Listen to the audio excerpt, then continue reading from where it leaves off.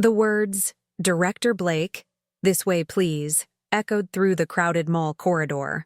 And suddenly, every person who had been laughing at me just seconds before fell silent. The same teenagers who had been recording me on their phones, the store clerks who had been whispering behind their hands, the security guard who had been approaching me with suspicion, all froze as if someone had pressed pause on their lives. But let me start from the beginning, because the truth is, I never expected to hear those words at all. My name is Emma Blake, and 3 hours earlier, I had been just another invisible person trying to buy a simple birthday gift for my little sister. I was wearing my usual outfit, faded jeans with a small hole near the knee that I'd tried to hide with a permanent marker, an oversized hoodie that had belonged to my dad before he left us 5 years ago, and sneakers that were more duct tape than shoe at this point. My hair was pulled back in a messy ponytail with a rubber band I'd found on the sidewalk, and I carried my belongings in a worn backpack that had been with me since high school, its zipper held together with safety pins. I looked exactly like what I was, a 22-year-old college dropout, working 3 part-time jobs just to help my mom pay rent on our tiny apartment in the worst part of town. The kind of person who counted every dollar twice before spending it, who bought generic cereal and considered a coffee from the gas station a luxury. The kind of person who hadn't bought new clothes in 2 years, who cut her own hair in the bathroom mirror, who walked 40 minutes to work to save the bus fare. I was the girl who ate ramen noodles for dinner 4 nights a week so my little sister could have real meals. The girl who told people she was taking a break from college when really I'd dropped out because we couldn't afford both my tuition and our rent.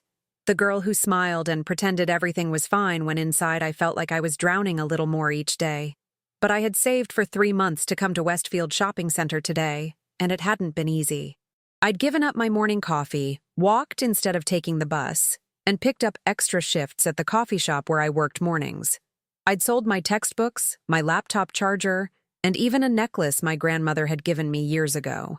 Every sacrifice had been worth it for this one moment.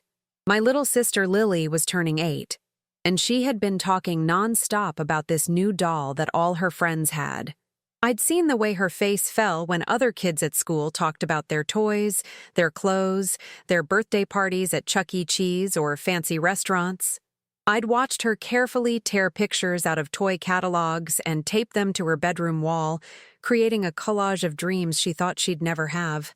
Last month, I'd overheard her telling our neighbor's daughter that she was having a pretend party for her birthday because real parties cost too much money. She was 8 years old and already understood that wanting things was a luxury our family couldn't afford. That broke my heart in ways I couldn't even explain. I was determined to give her at least one moment where she felt like she belonged, where she could run to school on Monday morning with something wonderful to show her friends. I wanted to see her face light up the way other kids' faces did. I wanted her to feel, for just one day, like the special little girl she deserved to be. The mall was packed with the usual Saturday crowd, and walking through those glass doors felt like entering a different world. Families with strollers pushed past me, their children dressed in clothes that probably cost more than I made in a week. Teenagers hung out in groups near the fountain, laughing loudly and showing off shopping bags from expensive stores. Couples held hands as they window shopped, casually pointing at things that cost more than my monthly rent. The air smelled like expensive perfume and fresh pretzels. The floors were so clean they reflected the bright lights overhead. Everything sparkled and gleamed, from the jewelry store displays to the spotless windows of high-end boutiques. It was beautiful, but it felt like a museum where I was definitely not supposed to touch anything. Everyone seemed to have somewhere to belong, someone to be with, money to spend without checking their bank balance first. They moved through the space with confidence, with ownership, as if the mall had been built specifically for their comfort and pleasure. I felt like an outsider from the moment I walked through those glass doors. My worn shoes squeaked slightly on the polished marble floor. My backpack looked shabby against the backdrop of designer handbags and expensive strollers. I caught my reflection in a store window and quickly looked away, embarrassed by how out of place I appeared. The toy store was my first stop, and approaching it felt like preparing for battle. I had done my research online at the public library, printing out pictures and product descriptions on the free computer. I knew exactly which doll Lily wanted and how much it cost. $47.99. It had taken me 3 months of skipping lunch breaks, walking instead of taking the bus, working extra shifts, and sacrificing every small pleasure in my life to save that money. I had the exact amount in my pocket, counted and recounted so many times that the bills were soft with handling. I'd even practiced what I would say to the cashier, rehearsing in my bedroom mirror so I wouldn't stutter or seem nervous. The store was bright and colorful, filled with the sound of children laughing and parents talking about birthday parties and Christmas lists. The shelves stretched high overhead, packed with toys that represented months or years of my salary.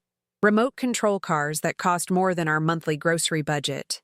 Video games that cost more than my mom made in a week at her job cleaning office buildings. I made my way to the doll section, trying to ignore the way other shoppers seemed to give me extra space, as if poverty might be contagious. Their conversations quieted as I passed, and I caught fragments of whispered comments about people who didn't belong here, and kids whose parents probably can't afford any of this stuff. A mother pulled her toddler closer as I walked by, as if I might contaminate her child with my obviously low economic status. A father steered his family away from the aisle I was browsing, muttering something to his wife about those kinds of people coming to shop where they clearly didn't belong. I found the doll Lily wanted, Princess Aurora Dream Castle Barbie, complete with a sparkly dress and tiny accessories. She was beautiful, exactly what an 8-year-old girl would love. I picked up the box carefully, as if it were made of glass. That's when I heard the snickering behind me. "Look at her," a teenage girl whispered to her friend. "She's probably going to steal it." "I know, right?" her friend replied. "Like she could actually afford that. It's almost $50. I felt my cheeks burn with embarrassment, but I kept my head down and walked toward the checkout counter. The cashier, a woman in her 30s with perfectly styled hair and manicured nails, looked me up and down with obvious disapproval. "Will this be cash or card?" she asked, her tone suggesting she didn't believe I had either. "Cash," I said quietly, pulling out my carefully counted bills. She examined each bill as if checking for counterfeits, making a show of holding them up to the light. The line behind me was growing longer, and I could feel people getting impatient. Someone muttered something about people like that holding up the line. Finally, she accepted my money and handed me the receipt with obvious reluctance. I thanked her quietly and left the store, clutching the bag containing Lily's present. But the ordeal was far from over. As I walked through the mall with my precious cargo, I became increasingly aware that I was being watched. The bag from Toy Palace felt like it was glowing, announcing to everyone that someone like me had somehow managed to buy something expensive. A security guard had begun following me at a discreet distance, trying to be subtle but failing miserably. He was a large man in his 40s, with the kind of suspicious expression that suggested he'd already decided I was guilty of something. Every time I glanced back, he pretended to be examining something else, but his eyes never left me. I ducked into the food court, hoping to blend in with the crowd and maybe lose my unwanted shadow. But even there, surrounded by the sounds of families eating and teenagers gossiping, I felt out of place. The food court was filled with the aroma of expensive coffee drinks and gourmet burgers that cost more than I spent on food in an entire day. I bought a small soda with my remaining change, the cheapest thing on any menu, and sat at a table in the corner. I tried to make myself invisible, hunching over my drink and avoiding eye contact with anyone. But I couldn't escape the conversations happening around me. That's when I overheard a conversation at the table next to me. "Did you see that girl who just bought something at Toy Palace?" one woman said to her friend. "She looked like she was up to something." "I know exactly who you mean," her friend replied. "Probably using stolen money. These people come here and think they can just blend in." These people. As if being poor made me a different species. I finished my soda quickly and headed for the exit, just wanting to get home to give Lily her present and pretend this nightmare had never happened. I imagined her face when she saw the doll, how her eyes would light up, how she'd hug me and tell me I was the best sister in the world. That image was the only thing keeping me from breaking down completely. But as I walked past the main atrium, where a fountain sparkled under expensive lighting and shoppers moved like actors in a movie about wealthy people, disaster struck in the most humiliating way possible. Someone had left a wet floor sign in the middle of the walkway, barely visible against the busy pattern of the marble floor. My worn sneakers, with their smooth soles and loose shoelaces, had no traction. I tripped spectacularly, my arms windmilling as I tried to catch my balance. My backpack flew off my shoulder, spilling its contents across the pristine marble floor in an explosion of embarrassment. My laptop, held together with electrical tape and missing several keys, skittered across the floor.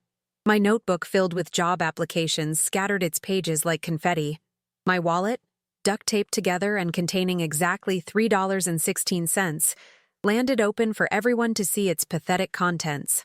And worst of all, a small wrapped present I had been saving for my mom's birthday next month rolled under a nearby bench. It was something I had bought from the dollar store but wrapped with care, using paper I'd saved from last Christmas and a ribbon I'd untied from someone else's discarded package. It represented hours of thought and what little money I had left after paying bills, but to everyone watching, it probably looked like trash. The crowd that gathered around me wasn't just unhelpful, they were actively cruel. This wasn't people rushing to help someone who had fallen. This was entertainment for them, a break in their boring Saturday shopping routine. "Oh my God, did you see that?" Someone laughed, the sound sharp and unkind. "She went down like a bowling pin." "Look at all that junk," another person said, gesturing at my scattered belongings as if they were contaminated. "Is any of that stuff even worth picking up? Is that laptop even from this decade?" a teenager asked, pulling out his phone to record my humiliation.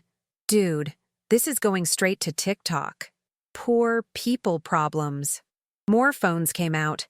I was becoming a viral video in real time, the girl who fell at the mall and spilled her pathetic life across the floor for everyone to judge. I could already imagine the comments. "She probably can't even afford the gas to get here. Why do these people come to nice places? Someone should call security." I scrambled to gather my belongings, my face burning with humiliation so intense it felt like fever. My hands were shaking as I tried to shove everything back into my backpack, but people kept stepping closer, making it harder to reach my scattered possessions. They were treating this like a zoo exhibit, getting the best angle for their videos. "Move back, please," I whispered, but my voice was so quiet that no one heard me over their laughter and commentary.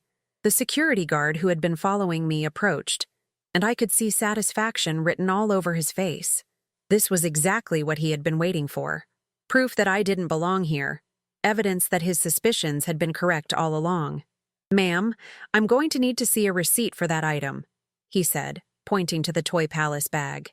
"I have it right here," I said, fumbling through my scattered papers, but he wasn't satisfied with just checking my receipt.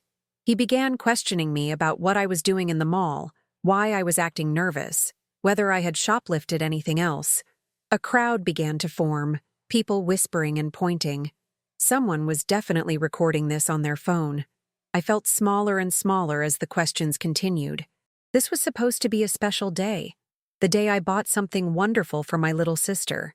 Instead, it had become the most humiliating experience of my life. That's when I heard the voice that changed everything. "Excuse me, what seems to be the problem here?" I looked up to see a woman in an expensive business suit approaching. She was probably in her 50s, with silver hair pulled back in an elegant bun and the kind of confidence that comes from being in charge of important things. "Ma'am, we're just checking to make sure this young lady hasn't stolen anything," the security guard explained. The woman looked at me, then at my scattered belongings, then at the crowd of people treating my humiliation like entertainment. Her expression was unreadable. "What's your name?" she asked me gently. "Emma Blake," I whispered. I expected her to nod politely and walk away like everyone else would. Instead, her eyes widened with something that looked like recognition. "Emma Blake," she repeated as if testing the name. "Emma Marie Blake?" I nodded, confused. How could this elegant stranger possibly know my middle name? She pulled out her phone and made a quick call. "Security, this is Margaret Williams. I need you to send someone to the main atrium immediately and clear this crowd. Now." Within minutes, a different security guard appeared. This one wore a supervisor's badge and treated the woman with obvious respect. Ms. Williams, how can we help you? Please escort Miss Blake to the administrative offices, she said, and make sure she's treated with the utmost respect. The crowd was beginning to disperse, looking disappointed that their entertainment was ending. The original security guard looked confused but stepped back. "Ma'am, I don't understand," I said to the woman. "I don't know who you are." She smiled for the first time, and it transformed her entire face. "My name is Margaret Williams, and I'm the regional director for Westfield Properties. We own this mall. But more importantly, I think I know who you are." The supervisor approached us again. "Director Blake, this way please," he said to me. Director Blake. Those words rippled through the remaining crowd like a shockwave. The teenagers who had been filming suddenly put their phones away. The people who had been whispering fell silent. Even the original security guard looked like he wanted to disappear into the floor. But I was more confused than ever. "There's been a mistake," I told Ms. Williams as we walked toward the offices. "I'm not a director of anything. I work at a coffee shop and a laundromat and walk dogs on weekends." She stopped walking and turned to look at me with kind eyes. "Emma, what was your grandmother's name?" "Rose Blake," I answered automatically. "But she died when I was 10. "Why? Rose Blake, who used to live on Maple Street in the old part of town? Rose Blake, who worked as a seamstress but always dreamed of owning her own business?" I stared at her. "How could you possibly know that?" "Because Rose Blake was my best friend for 40 years, and because she left something for you." The administrative offices were nothing like I expected. Instead of sterile corporate spaces, they were warm and comfortable, decorated with family photos and plants. Ms. Williams led me to her personal office and gestured for me to sit in a leather chair that probably cost more than I made in a month. "Your grandmother and I grew up together," she began, settling behind her desk. "We were both poor kids with big dreams. She wanted to design clothes. I wanted to build shopping centers. We made a pact that if either of us ever made it big, we'd help the other." She opened a filing cabinet and pulled out a folder that looked like it had been waiting for years. "Rose started her own small sewing business when you were just a baby. She was incredibly talented, made custom clothes for people in the neighborhood. But she was also incredibly smart about money. She invested every penny she could spare." I thought about my grandmother, remembering her gentle hands and the way she always smelled like lavender. I remembered her tiny sewing room filled with colorful fabrics and the sound of her ancient sewing machine humming late into the night. "She never told anyone in your family about her investments because she wanted it to be a surprise. She planned to help pay for your college, maybe help your mother buy a house. But then she got sick so quickly." I felt tears beginning to form. My grandmother's death had been sudden and devastating. One day she was teaching me to sew a simple hem. The next day she was gone. She made me promise to take care of her family if anything happened to her. But your mother was so proud, she refused any help. She said your family would make it on their own. I respected that, but I kept track of you anyway. I knew about your father leaving, about your mother working 2 jobs, about you dropping out of college to help with expenses. My throat felt tight. "You've been watching us?" "Watching over you," she corrected gently. "Rose's investments grew over the years. She was smart, Emma. Smarter than she ever gave herself credit for. She bought stock in small companies that she believed in, including the company that eventually became Westfield Properties." She opened the folder and showed me documents that made no sense to me. Stock certificates, bank statements, legal papers covered in numbers that seemed impossible. "Your grandmother owned a significant stake in this company, Emma. When she died, those shares should have gone to you. But we couldn't find you. Your family had moved and your mother never responded to our letters. We've been looking for you for 12 years. I stared at the papers, my mind struggling to process what she was telling me. "I don't understand. Emma, your grandmother left you wealthy. Not just comfortable, wealthy. The investments she made, combined with 12 years of growth and dividends, are worth approximately $4.7 million. The number hit me like a physical blow. I actually felt dizzy. "That's impossible," I whispered. "It's not only possible, it's yours. You're not just Emma Blake anymore. You're Emma Blake, one of the largest individual shareholders in Westfield Properties. You're essentially my boss." I thought about the security guard who had humiliated me, the cashier who had treated me like a criminal, the people who had laughed at my misfortune. None of them had known they were watching a millionaire pick up her belongings from a mall floor. "There's more," Ms. Williams continued. "Your grandmother also specified in her will that if anything ever happened to me, you would inherit my position as regional director. She wanted to make sure you always had options, always had power to take care of yourself and your family." I couldn't speak. I could barely breathe. "I know this is overwhelming," she said gently. "But Emma, your grandmother believed in you. She saw something special in you even when you were just a little girl helping her with her sewing. She wanted to make sure you never had to worry about money, never had to feel small or powerless." I thought about my mother working double shifts at the diner, about my little sister who never asked for things because she knew we couldn't afford them, about all the nights I had lain awake worrying about rent and bills and whether I would ever be able to go back to school. "What happens now?" I asked. "Now you have choices," Ms. Williams said. "You can take the money and disappear, live quietly somewhere and never think about business again. Or you can learn. I can teach you everything your grandmother wanted you to know about investments, about business, about using money to help people instead of just accumulating it." She leaned forward, her eyes bright with possibility. "Your grandmother had a dream, Emma. She wanted to create opportunities for people like us, people who started with nothing but refused to stay there. With your resources and my experience, we could build something amazing. Scholarship programs, small business loans, job training centers. We could make sure other kids don't have to drop out of college to help their families survive." I thought about the people in the mall who had judged me based on my appearance, who had assumed the worst about me because I didn't look like I belonged. I thought about my grandmother's gentle hands and her dreams that had been bigger than anyone knew. "I want to learn," I said finally. Ms. Williams smiled. "I was hoping you'd say that." 6 months later, the transformation was so complete that sometimes I had to remind myself it was real. I stood in the same mall where I had been humiliated, but everything was different. I was wearing a professional suit that my grandmother would have been proud of. Navy blue with subtle pinstripes, tailored to fit perfectly, paired with shoes that had never known duct tape. My hair was professionally styled, and I carried myself with the confidence that comes from knowing you belong wherever you choose to be. But the changes weren't just superficial. I had spent those 6 months learning everything Ms. Williams could teach me about business, about investments, about using money as a tool for positive change rather than just accumulation. I had read every book she recommended, attended every meeting she brought me to, asked 1,000 questions about everything from market analysis to corporate ethics. The Blake Foundation had just announced its first round of scholarships for students from low-income families.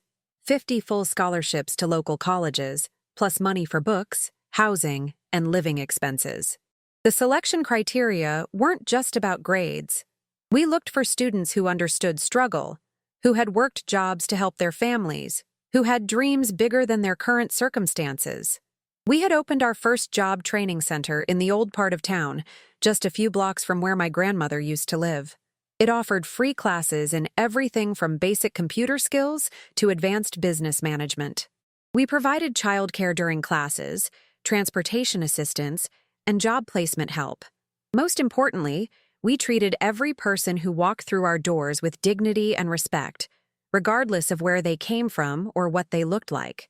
And we had partnered with local schools to provide free supplies and meals for kids whose families struggled to afford them. No child would have to tape pictures of toys to their bedroom wall while pretending they didn't want them. No 8-year-old would have to plan a pretend party because real celebrations were too expensive. The media had taken notice. Local newspapers ran stories about the Cinderella CEO who had gone from poverty to philanthropy overnight. National magazines wanted interviews about my rags to riches story. Television producers called about turning my life into a movie. But I had learned to be careful about publicity. The story wasn't about me becoming wealthy. It was about using that wealth to make sure other people didn't have to experience what I had experienced. I walked past the toy store where the cashier had treated me like a criminal. She was still there, and I could see recognition dawn in her eyes as she realized who I was. But I didn't stop to gloat or embarrass her. Instead, I smiled and kept walking. The security guard who had humiliated me had been transferred to a different location, but not because I had asked for revenge. He had been moved to head our new community outreach program after writing a letter of apology and asking if there was any way he could help make things right. I had learned something important in those 6 months. Having power isn't about making people who hurt you pay for it. It's about making sure those people can't hurt anyone else the same way. As I walked through the mall that day, I thought about my little sister Lily. She was 8 years old and already talking about becoming a doctor. She had the Princess Aurora doll she had wanted, but more importantly, she had a college fund that would make sure she never had to choose between her dreams and her family's financial needs. I thought about my mother, who had finally been able to quit her second job and was taking night classes to become a nurse. She had been skeptical about accepting help at first, but I had convinced her that this wasn't charity. It was family taking care of family, the way my grandmother had always intended. And I thought about my grandmother Rose, who had spent her life sewing other people's dreams into beautiful clothes while quietly building a fortune that would change her family's future forever. The most beautiful part wasn't the money, though. It wasn't the respect or the power or the ability to buy anything I wanted. The most beautiful part was the knowledge that I would never again have to watch someone else be treated the way I had been treated, because now I had the resources to change the system instead of just surviving it. I pulled out my phone and looked at a photo Lily had taken the previous weekend. It showed me and my mom and her, all of us laughing at something silly she had said. We were sitting in our new house, the one with the big backyard and the room where Lily could spread out all her art supplies. But what I loved most about the photo was that we looked like ourselves. Not wealthy, not poor, just happy, just family. As I left the mall that day, I heard a commotion near the entrance. A young man, probably around my age, had dropped his belongings and was scrambling to pick them up. He looked embarrassed, overwhelmed, like he didn't belong. I walked over and knelt down to help him gather his things. "Thank you," he said quietly, his cheeks red with embarrassment. "No problem," I replied. "We've all been there." As I handed him his worn notebook, I noticed it was filled with job applications. He reminded me of myself 6 months ago, trying so hard to find a place to belong, to find a way to take care of the people he loved. "Are you looking for work?" I asked. He nodded, looking surprised that someone had noticed. I handed him my business card. "Call this number on Monday. We're always looking for good people, and we believe in giving everyone a fair chance." He stared at the card, then at me, as if he couldn't believe what was happening. "Emma Blake, Executive Director, Blake Foundation," he read aloud. "That's me," I said with a smile. "And remember, you belong wherever you choose to be." As I walked away, I could hear him calling after me, thanking me repeatedly. But I didn't turn around. I knew exactly how he felt, and I knew that someday soon, he would be the one helping someone else pick up their dreams from a mall floor. The sound of my heels clicking against the marble echoed through the corridor. But this time, it wasn't the sound of someone trying to escape. It was the sound of someone who had found her way home.